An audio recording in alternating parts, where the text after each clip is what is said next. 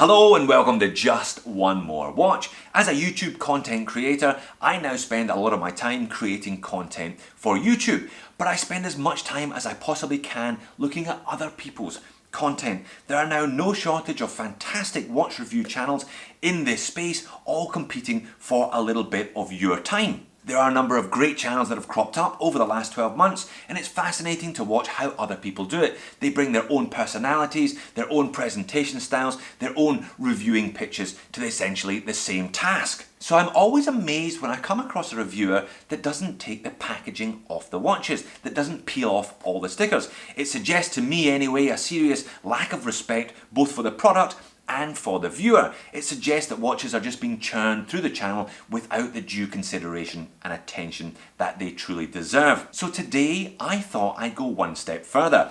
I'm going to review this LOEWS chronograph, vintage inspired chronograph from the Zumi Studios in Sweden without taking it out of its packaging. Can it be done? Is it even possible? Let's flip the camera and find out, shall we?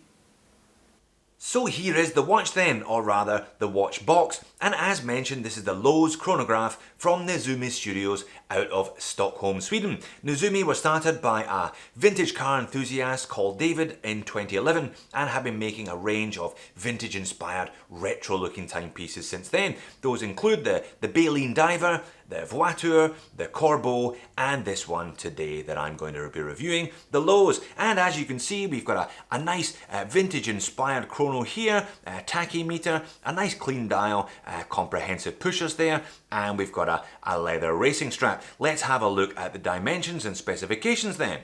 As you can see, the case today is made of 316L stainless steel, and we've got a cracking set of dimensions. 40mm diameter excluding the crown, with a very compact lug to lug of only 47mm. Now 30mm height today, but that does include an AR coated double dome sapphire crystal, a 20mm lug width which suits the diameter perfectly, and a waterproof rating of 50 meters, which is always a bonus for this type of watch. But remember, don't press those chrono buttons underwater. And one of my favourite features of this watch is the moulded case back.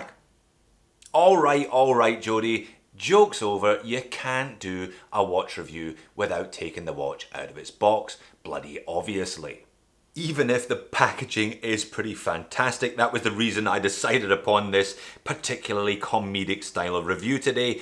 I think they've really continued the vintage aesthetic through to the packaging. Love it. Reminds me of a kind of dinky car, matchbox, something out the 40s, 50s and 60s perhaps, and they've continued that with the outer box, the inner box as well. So good on you, Zumi, for seeing the design aesthetic through from the watch right through to the outer packaging. Very nice indeed. Even the little personalised thank you and warranty card looks straight out of another decade.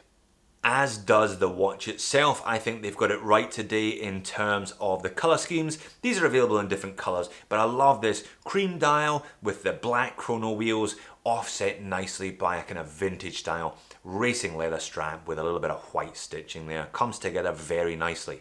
So as mentioned on the rather detailed packaging today, 40mm diameter, 20mm lug width, thickness of 13mm and 47 lug tip to lug tip. So a really nice compact set of dimensions. The only figure they don't give you is that this one weighs 70 grams on the supply leather strap. So a nice light piece for everyday wear also. Fairly simple case with a mixture of brushing on the side, a little bit of polishing on the top and bottom, Zumi Studios logo embossed on that crown there, and plain pushers as you would expect at the 2 and the 4. And also, as mentioned on the comprehensive packaging, we have a lovely, what they describe as a moulded case back today with the Zumi Studios logo in the middle, the model number sapphire crystal tachymeter chronograph, mecha quartz, and 316L stainless steel. Apparently, Zumi comes from a Japanese character that David read about in a book, a kind of Japanese Robin Hood, and as such, Zumi have continued that ethos today. They give to various animal charities some of their profits and proceeds. So zoomed in on the dial then, I think it looks pretty good. This one contains the Seiko VK64 mecha quartz movement, so kind of similar to the others. We've got those 5 ticks per second when we do engage the chrono, but they've decided to only use 2 sub-dials here. We've got a 12-24 hour indicator at the 3 o'clock, and we've got a 1 hour chronograph indicator at the 9 o'clock. So limited functionality with this one and no date, but we've got a lovely balanced dial. due to the fact that they've gone for this kind of panda style with this one, just the two black subdials at the 3 and 9. There is a nice little bit of colour, however, the tachymeter there in pale blue around the outside, those little red dots indicating the various tachymeter marks as well. So I think a nice clean dial overall. And if we view it from an angle, you can see there's a little bit of depth there with those two chrono subdials, but just printed Nezumi logo and the LOEWS indicator just above the 6 there. Standard chrono operating procedures apply. Press the top pusher there to start the timer. Perhaps you notice the attractive little N for Nezumi on the back of the counterbalance of the chrono hand there. Looks pretty good, and I do like that diamond tip adding to the vintage aesthetic today. Press again to stop and press the bottom pusher to reset. Oh, very straightforward indeed. Now the perforated racing leather strap here today smells nice, so it's definitely genuine leather, but it is unbranded, a little bit disappointing. It would have been nice to have seen a little bit of a Nezumi logo or something on there at some point, but we've got that kind of archetypal vintage stitching, and we've got a nice Nezumi buckle there with the logo there. I'll pop up a loom shot. Any loom is a bit of a bonus on these vintage style chronographs. We've got a nice little bit of a kind of subtle loom applications at the hour markers, on the minute and hour hand, and on that little chrono hand as well. A little diamond you can see there at 12 o'clock. So not bad considering the style of piece we've got today. And there is the watch sitting on top of my 7-inch wrist. 40mm, 47 lug to lug, 20mm lug width. I think a great set of dimensions. This one is going to suit most people. Really pulls off that retro look as well, thanks to the racing leather strap. I have to say, a couple of nice fasteners on there as well. Ensure that the strap, in spite of that long tail, is going to sit very nicely on the wrist. As mentioned, this one's available in 3 colours. I think this is the pick of them. That lovely kind of parchment cream dial. Little bit of doming on the sapphire crystal with AR coating. It should be clear from most angles, so looks pretty good on the wrist, this one. So moans and niggles then? Well, not many today.